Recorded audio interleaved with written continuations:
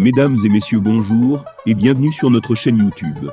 L'information en Afrique et dans le monde en continu. Ici, nous n'avons qu'un seul objectif, c'est de vous informer autant que possible sur l'actualité, la politique, l'économie et bien d'autres. Alors si vous êtes nouveau, abonnez-vous et activez aussi la cloche de notification pour ne rien manquer des informations à venir. Cela étant fait, on commence. La ville de Ménaka, à l'est du Mali, pourrait être la cible potentielle d'une attaque djihadiste. Depuis des mois, Al-Qaïda et l'État islamique s'affrontent dans la région des trois frontières entre le Mali, le Burkina Faso et le Niger, afin de gagner du territoire. Éclairage avec Jérôme Pigné, cofondateur du réseau de réflexion stratégique sur la sécurité au Sahel, 2R3S, et chercheur associé à l'Institut Thomas More. Des soldats français en patrouille et AMP, NBSP, à Sévaré, à 620 km au nord de Bamako, le 24 janvier 2013. Des soldats français en patrouille à Sévaré, à 620 km au nord de Bamako, le 24 janvier 2013. TV5 Monde, que se passe-t-il à Ménaka? Jérôme Pigné, cofondateur du réseau de réflexion stratégique sur la sécurité au Sahel, 2R3S, et chercheur associé à l'Institut Thomas More, depuis quelques mois, la situation se détériore d'un point de vue sécuritaire dans la ville de Ménaka et plus largement à l'est. La ville d'Anderamboukane, à près de 100 km, semble déjà être sous contrôle des groupes alliés à l'État islamique. On sait que Gao et sa zone alentour sont particulièrement menacés.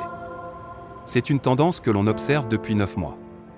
Cette situation était donc prévisible, d'autant plus avec le départ progressif des forces Barkhane et Takuba, qui agissaient dans cette région dite du Liptako, frontalière aux trois pays, Mali, Burkina Faso, Niger.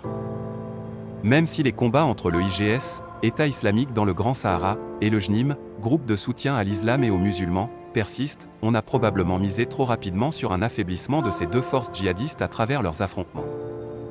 Les groupes armés comme le MSA, Mouvement pour le salut de l'Azawad, ou les forces armées maliennes et leurs supplétifs russes de Wagner, sont en réalité les grands perdants de ce combat. L'attaque sur Ménaka est en tout cas une réelle crainte parmi la population.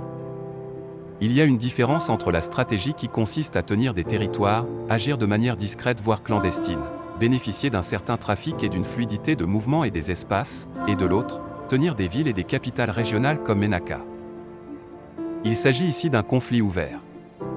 Dans tous les cas, la prise de Ménaka aurait une symbolique très forte.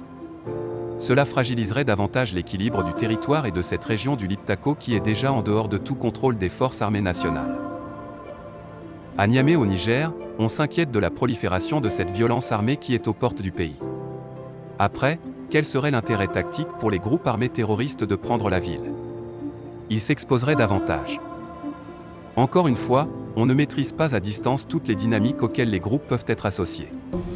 Depuis Bamako, certains qui ont fui la région pensent à ramener leur famille à la capitale pour éviter d'être sous le joug des terroristes ou à la merci de cette instabilité criante.